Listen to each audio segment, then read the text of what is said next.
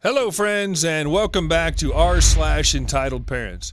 Sorry for the long story, but this is a funny one, and thanks in advance to everyone who listens to the end. This is how you deal with an entitled mom. Speak another language. I always thought these crazy people who don't mind their own business must be a rare breed, and that I would never encounter one of them, but somehow I did. So, a little bit of background before I start. I was born in Pakistan, but came to Canada when I was 3. But by that time, I could already speak in Urdu, Punjabi, and Hindi. The languages are fairly similar in many regards, and then I came to Canada and English was my 4th language. As I grew up, I also learned Arabic, French, and Japanese to varying competencies, but all within the realm of conversational. Having grown up in Canada, I have no accent when I speak in English, so you wouldn't be able to tell me apart from a Caucasian person if you spoke with me over the phone. But also, having learned so many languages, I'm able to pronounce a lot of sounds fairly accurately, so I sound authentic in all languages that I speak in to all but native speakers. Most of the languages that I know sound different enough from each other that someone that doesn't know them can still tell the language is different. I've traveled back home to Pakistan a few times, and I would always encounter those beggars who come with elaborate stories. Like, my wife is sick and she needs surgery, and I managed to get money for that, but I need money for the flight to reach her, etc. I came up with a fun counter to that, which was that I would act like I didn't understand them at all, and would start speaking in a different language that they wouldn't know. Japanese was my go-to language while in Pakistan. The reaction those people would have was quite hilarious. As per apparently new rules, instead of acronyms, I'll use fake names. I'll keep them all 5-letter names so the columns line up decently enough. So anyway, on to my story now. The cast. Karen, the star of the show. Jimmy, Karen's husband and a decent human being. Zaraf, me. Wifey, my wife. Singh, restaurant manager.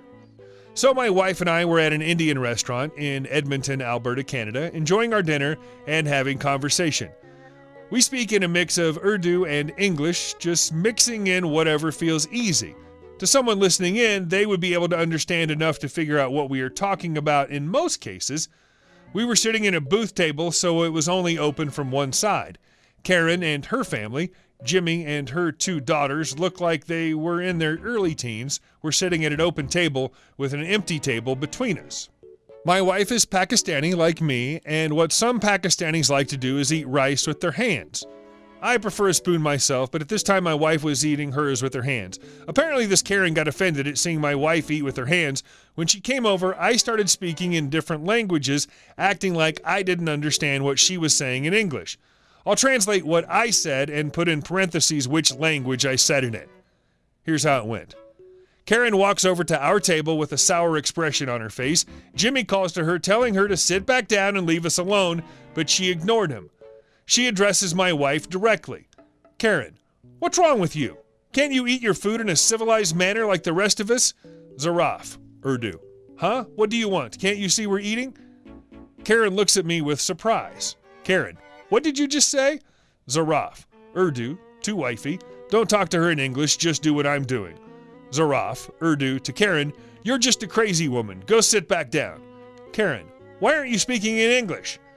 My wife starts smiling, and I try hard to keep a straight face. Wifey, Urdu, we are just enjoying our meal. Why don't you go and sit down? Karen, I just heard you speaking in English. I know you can talk in English. Zaraf, Urdu, yeah, I can, but I choose not to do so. Wifey, Urdu, to Zaraf, I think she's getting upset. Zaraf, Urdu, to wifey, I know, that's what makes this so much fun. Karen, stop it, talk in English like I heard you before. Zaraf, Japanese, so you were listening in on our conversation. Don't you have any manners? Karen, wait, that's some other language now. What the hell is this? Jimmy, leave them alone, Karen, they don't speak English. Karen, I know they do, they're just pretending not to. Jimmy, it doesn't matter, just sit down. I start waving toward her table. Zaraf, Japanese, that's right, go back to your table, you loud cow. Jimmy, Karen, they aren't doing anything wrong, leave them alone. Karen, she's eating with her hands, I can't let the girls learn her uncivilized ways. Zaraf, Hindi, to wifey, start licking your fingers. My wife starts licking the rice on her right hand off the top parts of her fingers, and that makes Karen rage even more. Karen, oh my God, look how gross she's being. Jimmy, stop looking at her if you don't like it then. Zaraf, Arabic, hey you dumb bee, do you behave this way everywhere you go? Karen, he changed languages again. I know he did, his accent changed. Zaraf, Japanese, yep, and I can keep changing. Karen, speak in English. Jimmy, you must have heard them wrong. They don't know English, leave them alone. Karen, then why are they living here? They don't deserve to live here if they don't know English. I was having a hard time keeping a straight face, so I disguised it by raising my voice and appearing angry. I gestured towards her and then pointed at her table. Zaraf, Arabic, are you so dumb you can't even listen to your husband? Go sit down and stop embarrassing yourself. Karen, you don't deserve to be here. Get out! At this point, the restaurant's manager, Singh, shows up to see what all the commotion was about. He's an Indian guy with a pretty heavy accent when he spoke in English, so I knew he'd speak either Hindi or Punjabi. Singh, excuse me, can you please keep your voice down? What's going on here? Karen, this woman is eating with her hands, and it's disgusting. She's corrupting my children with her barbaric ways. Singh, ma'am, there are no rules that forbid her from eating with her hands. Please leave them alone or I'll have to ask you to leave. Now Jimmy gets up and comes over to where Karen is. Jimmy, sit down, Karen. You've embarrassed yourself enough. This is why I can't take you anywhere. Zaraf, Punjabi, ignore this dumb cow. Her brain is smaller than a laddu. That's an Indian sweet. The manager starts laughing at my comment, and Karen gets even redder in the face, and she probably thinks we're making fun of her. Karen, all of you should go back to your country. Jimmy just takes her arm and leads her back to their table and sits her down, telling her to shut up. Her daughters look like they want to sink into the floor from embarrassment. I ramble a few more sentences in varying languages as a kind of venting before my wife tells me to just leave it alone. We finish our dinner about 10 minutes later with Karen glaring at us the whole time. I go pay the bill, and as we're walking out of the restaurant, we pass near Karen's table. I call out to Jimmy in perfect English with no accent while smiling, and I give him a wave. Zaraf, hey buddy, hope you enjoy your dinner. Have a good night. Karen's eyes bulge as she screams. Karen, I knew it! See? They know English. She tried to stand up suddenly, but instead ended up falling over backwards in her seat. My wife and I left the restaurant laughing before she could do anything else. Entitled dad and his trash girlfriend steal my boyfriend's house because he didn't even want it. This is a very long one, and I'm not entirely sure it fits here, so let me know. Also very entertaining and satisfying, and worth the read in my opinion. TLDR at bottom, no excuses for bad grammar/formatting. Our cast, me, obvious, BF, my boyfriend, owner of the house, BD, boyfriend's dad, he isn't in the story but is referenced a few times, purchased the house for us, ED, entitled dad, TG, his trash girlfriend, Cop, the best police officer ever, effing incredible guy, went out of his way to help with our case from beginning to end. Shout out to Officer Parker. Backstory. Boyfriend's dad came into some fortune about half a year ago and bought a house for me and boyfriend. Boyfriend's dad and boyfriend wanted me very involved in the process as I have dealt heavily with real estate in the past, so I recommended cost, neighborhood, specific houses to look at, etc. We settled on a beautiful 3-bedroom, 2-bath. A while ago, boyfriend sublet a bedroom in our house for only $300 a month to 2 of his very good friends, or so he thought, a man aged 30, entitled dad, and a woman aged 21, trash girlfriend. I hated them and had heard terrible things about both of them. They were very rude and entitled and both have disgusting criminal records, especially the man. But whatever, I absolutely don't blame my boyfriend for trying to be a good friend. Maybe I had misunderstood these people and I was willing to give them a chance. Also important note that entitled dad had 3 kids with a woman that is not trash girlfriend, but lost them due to several charges of both child abuse and domestic abuse, trespassing, etc. It took maybe a week before entitled dad and trash girlfriend started getting very entitled. Never cleaned a single thing, left huge messes everywhere, smoked pot 24/7 in the house, constantly let their cat out on accident and blamed us for setting it free on purpose, never paid a single dime of rent in their 3 months there, also didn't mow the lawn, clear snow from the sidewalks even though he agreed to in the lease. Entitled dad quit his job as an excuse to not pay rent. Trash girlfriend never had a job because she's too pretty to work. About a month later, they started treating me and boyfriend like crap. They let his cats outside and lost them on purpose, threw our crap on the floor, on the garage, and into his old dirty farm truck, which hadn't been used for months as the farm had been sold, changed the locks and locked us out of the house, etc. They were served with multiple notices and eviction and left after a lot of effort and heated debate. Once we had noticed they left, boyfriend had asked me to change the locks immediately and move our stuff back in while he was at work. The next day, entitled dad and trash girlfriend came back and set up camp while we were gone, as we hadn't moved all our furniture yet and we're still staying elsewhere. They had only a blow-up mattress, a couple suitcases, and some laundry in the washing machine. In an effort to make it seem like they had never actually left, they ripped the new locks out, changed them once again, and threw all our stuff back into the garage, damaging multiple high-cost items. We talked with Cop and his partner, and they agreed that once an evicted tenant leaves, they can be charged for trespassing, breaking and entering if they return, even if they still have a key. So we went to the house, and they were still there.